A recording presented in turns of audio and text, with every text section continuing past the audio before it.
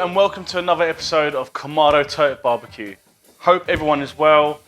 Thank you for subscribing so far. Please continue to subscribe and continue to like my videos and do that thumbs up.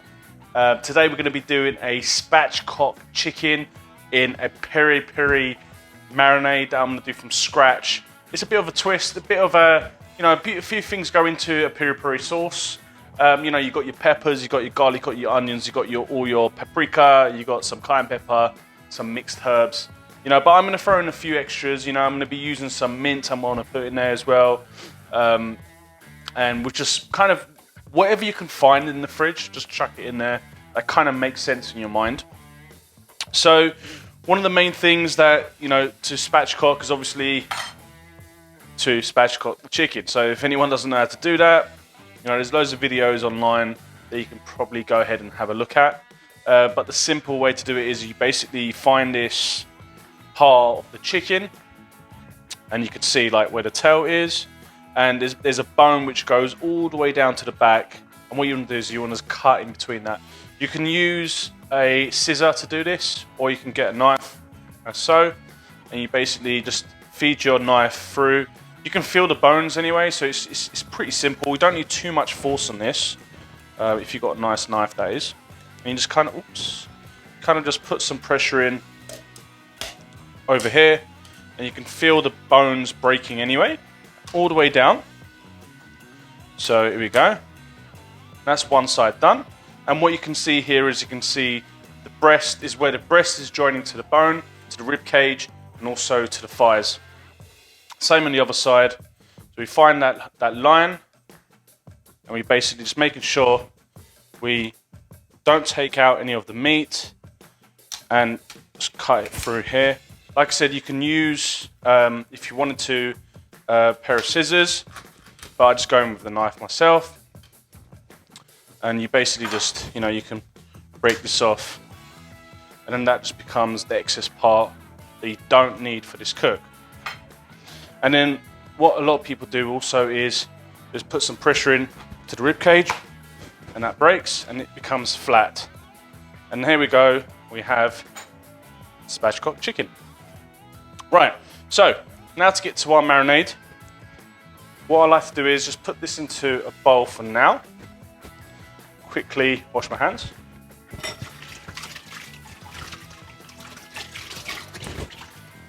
And move this as well.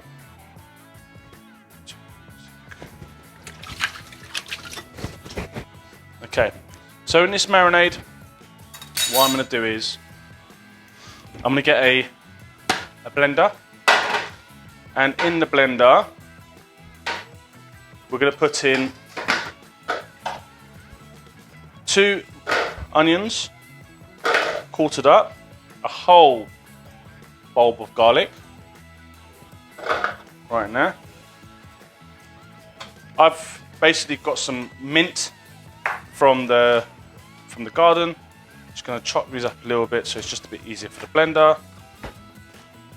Like this. These are all fresh, so the stems are actually really thin. It's not like the ones that you get from the supermarket. So it's all in there. Like that. Got some really hot. These are some chili peppers. That's going to give us the heat. There we go. Like that. Okay, and I've got some bell peppers as well, which I've just making them a bit smaller. So that goes in there. There we go. Last couple. Okay, and that's basically all of the ingredients that you'll need. And what you can do now is get a lemon, roll it so all the juices are coming out. You can use you could use a lemon squeezer, or I just go in and basically hold my hand like this, and I let the lemon juices squeeze through my fingers, and that way you can make sure none of the pips go in and all the juices just go in. So like this, get rid of the pips. Again, continue. I think I dropped one pip in here. Let's get it out. Again, you're probably better off just getting just using the squeezer if you're not comfortable doing this. There we go. Juices out.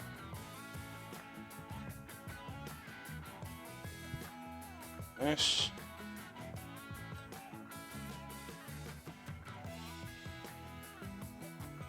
There we go. Last one. Okay.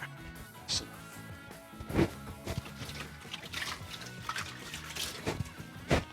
Okay.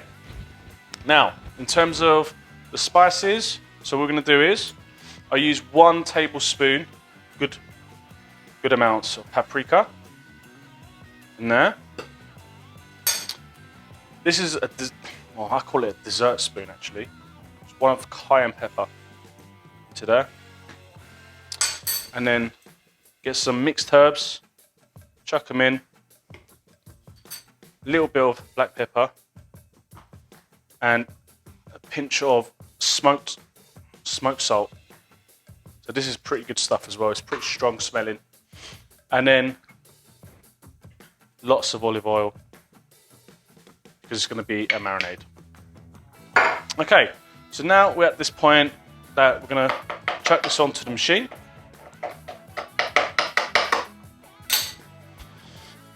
And then I'll show you how it's ended up so that we can mix it in with the chicken.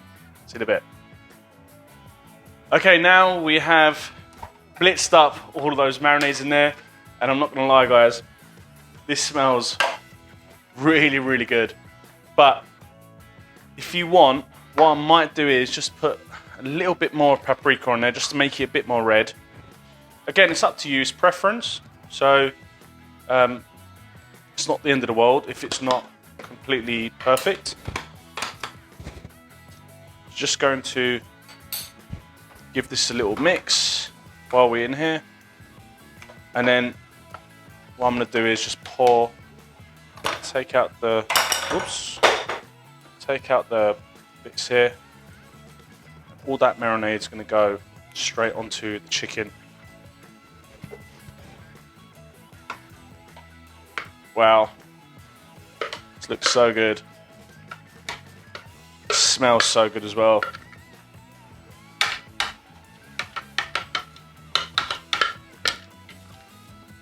Oh wow.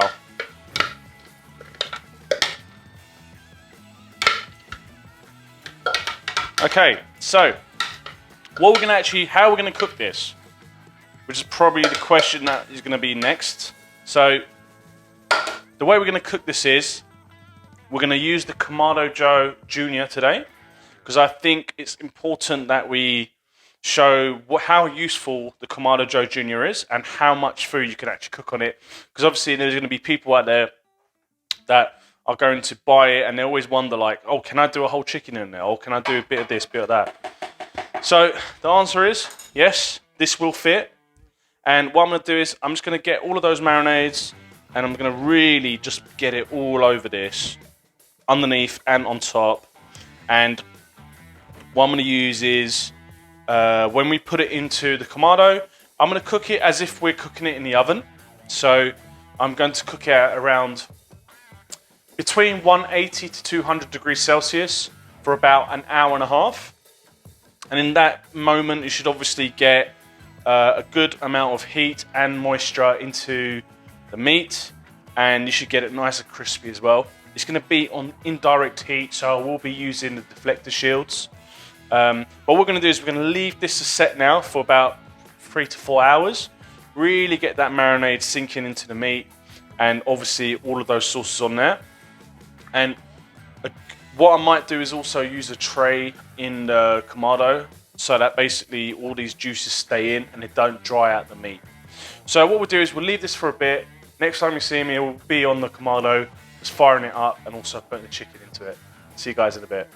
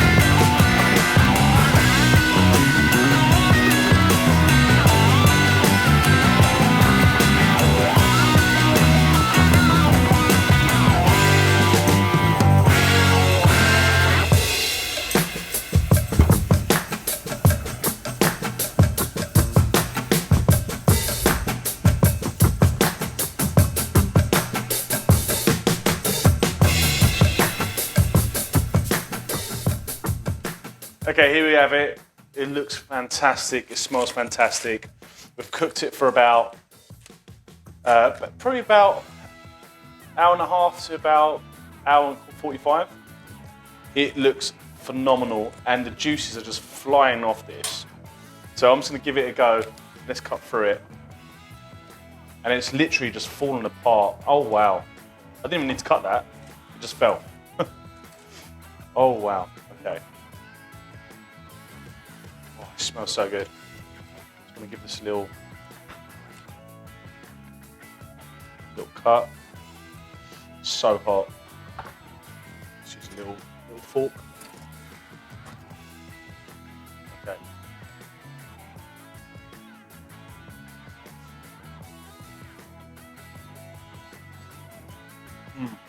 Oh.